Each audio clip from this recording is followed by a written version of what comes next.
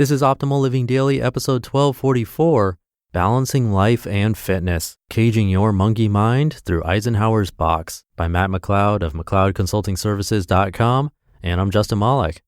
Happy middle of the week Wednesday, and welcome back to Optimal Living Daily, or the OLD podcast, where I read to you from some of the best blogs I can find and get permission from. Today's post comes from Matt McLeod, regularly featured for his health and fitness articles on my brother's podcast, Optimal Health Daily. Definitely check that out for more. He has a bunch of great articles. And before we get to it, thank you to Joybird. Find your joy today at joybird.com/old. With Joybird, you get one-of-a-kind furniture crafted to your unique taste. This is quality handcrafted furniture using high-quality and responsibly sourced materials to fit your exact specifications. See how Joybird can help you design your dream space. Create the furniture that brings you joy today at joybird.com/old. Go to joybird.com/old and receive an exclusive offer for 25% off your first order by using the code OLD.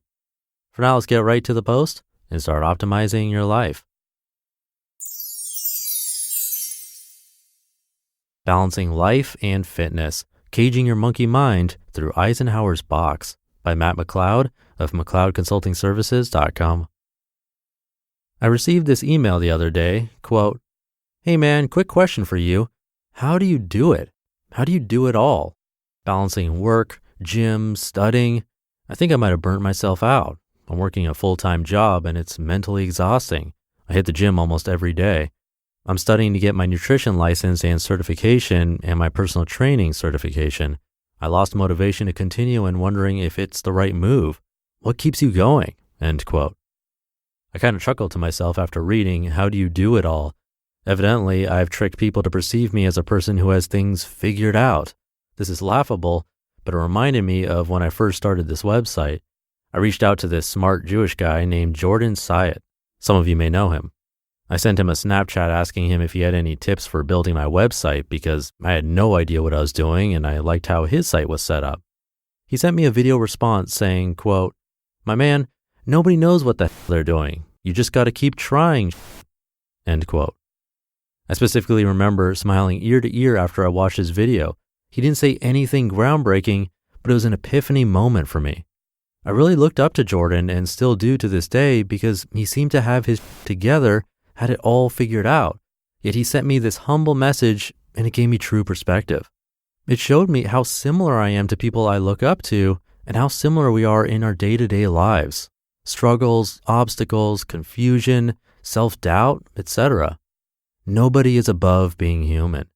But what separates Jordan and many other successful people in life is that he keeps on trying to get 0.01% better than he was yesterday, despite how difficult it is or how long it may take.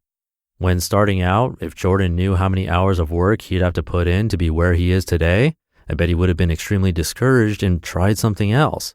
Instead, he just started, then failed, then learned, then adjusted, then failed again, then learned, and on and on and on.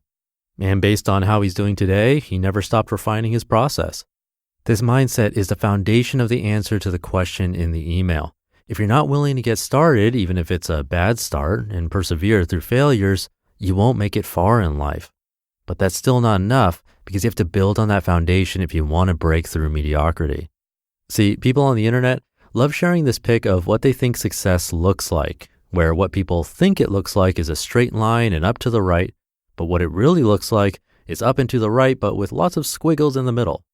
This is wrong. What success and progress actually looks like is a line going up and to the right, but with many ups and downs, big progress, but also big fails.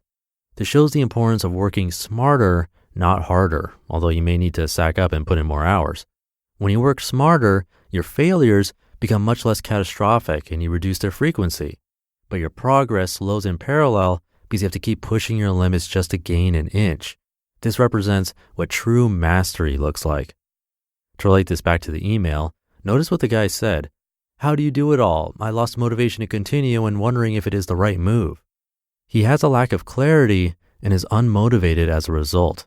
He's focusing his energy in a million different directions instead of prioritizing what is most important and most urgent. How to prioritize your decisions, the Eisenhower box. Dwight D. Eisenhower is one of the most productive presidents of all time. His famous productivity tool was his decision-making matrix, known as the Eisenhower box or Eisenhower matrix. The tool is simple to use and can be implemented right after you hear this article. Using the matrix, you'll separate your actions based on 4 possibilities.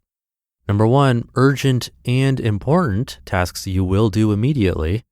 Number 2, important but not urgent tasks you will schedule to do later. 3, urgent but not important tasks you will delegate to someone else. And number 4, neither urgent nor important tasks that you will eliminate. Right now, take out a sheet of paper or sticky note and write down everything you need to get done. It may be an extensive list, but that's okay because we're managing that monkey mind of yours. Once you have everything written down, insert it into your own Eisenhower box. This will help you, and the guy in the email, distinguish between things you need to get done today based off how important or urgent the task is. Pay special attention to the delete square. Be ruthless here. It's important to audit yourself on an hourly basis to make sure you aren't wasting more time than you think. Focus on elimination before optimization. Think less, but better. I use these tactics with my online coaching clients to make sure they are focusing on the most important daily tasks in order to expedite their results in half the normal time. Next, once you've eliminated the junk, you can prioritize your time towards tasks that are more important. This is how you shift from your energy going in a million different directions to one specific task that is of utmost importance. And when you finish the most important and most urgent task, keep repeating until you've crossed everything off your to-do list. Putting it all together. Number 1, understand nobody knows what the hell they're doing, but the important step is the first one, starting anyway.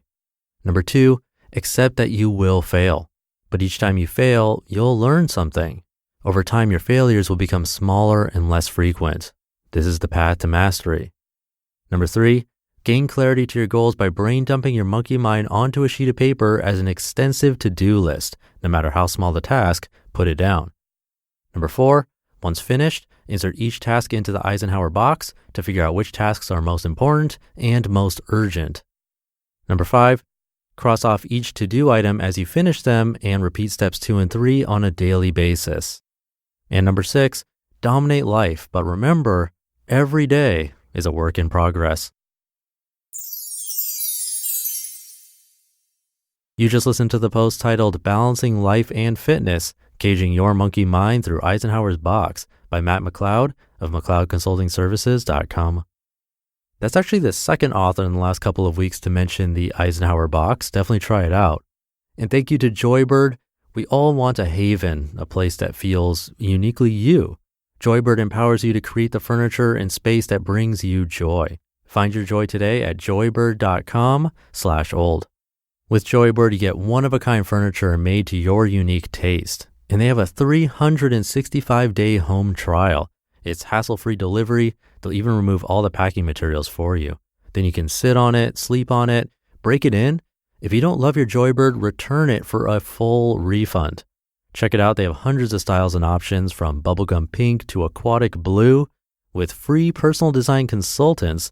And I love that they have kid and pet-friendly upholstery options too. See how Joybird can help you design your dream space. Create the furniture that brings you joy today at joybird.com/old. Go to joybird.com/OLD and receive an exclusive offer for 25% off your first order by using the code OLD. And I quickly want to say a big thanks to you. On the first of the month, I started a 30-day challenge for people on my weekly newsletter and in the blog at oldpodcast.com. And so many of you were commenting and started posting pictures of your progress, helping each other out. It's awesome to see and a big success. So if you want to be part of that, you can see the 30-day challenge post in the blog section of oldpodcast.com, or make sure you're on my weekly newsletter email list to get the updates. And I just want to thank you for participating. It's been super fun, and I'm excited to keep going and seeing your progress. But I'll leave it at that for today. Thank you for being here and listening through to the end, and for being a subscriber to the show. I'll be back tomorrow where your optimal life awaits.